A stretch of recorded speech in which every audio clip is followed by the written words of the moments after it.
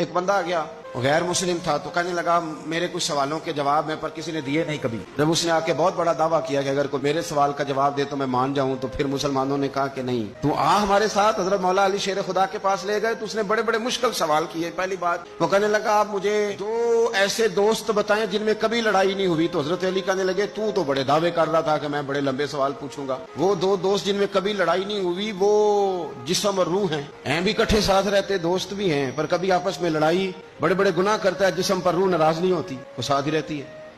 اس کی آنکھیں کھل گئیں، اس کو تو کبھی جواب ہی نہیں ملا تھا۔ کہنے لگا اچھا وہ 2 ایسے دوست پھر بتائیں جن میں کبھی صلح نہیں ہوئی۔ تو فرمایا وہ موت اور حیات ہیں، جب موت آتی ہے تو پھر زندگی باقی ان کی صلح نہیں ہو سکتی، اکٹھے رہ ہی نہیں سکتے۔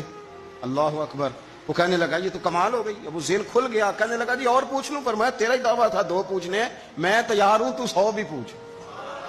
کہنے لگا وہ بی بی جس نے چند لمحوں میں بچہ پیدا کر دیا، فرمایا یہ بھی کوئی مشکل بات ہے؟ وہ حضرت مریم ہے، 1 منٹ میں حاملہ ہوئی تھی، اگلے منٹ میں اللہ تعالیٰ نے انہیں تھوڑی سی تکلیف سے گزارا اور اگلے منٹ میں حضرت عیسیٰ پیدا ہو گئے، کوئی مشکل بات ہے؟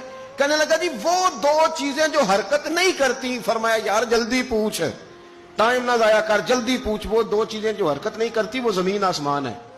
اس نے کہا وہ 2 چیزیں جو ٹھہرتی نہیں، فرمایا وہ سورج اور چاند ہے، جو حرکت ہی کرتے رہتے۔ کہنے لگے اچھا وہ بتائیں جی جو کھا تو بڑا کچھ کیا پر پیا اس نے کچھ بھی نہیں۔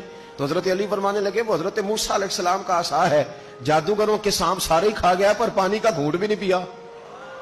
حد ہو گئی۔ وہ شخص کہتا ہے علی کے جواب نے، مولا علی شیر خدا کے جوابات نے میرے اندر ہیجان پیدا کر دیا، میں نے فوراً کہا بتائیں وہ شخص جو کوئی شے نہیں۔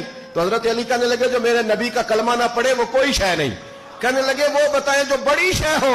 فرمایا جو چاہے کہ اس کی عزت کعبے سے بھی زیادہ ہو جائے اور وہ بڑی شے بن جائے تو وہ محمد عربی کا کلمہ پڑھ جائے۔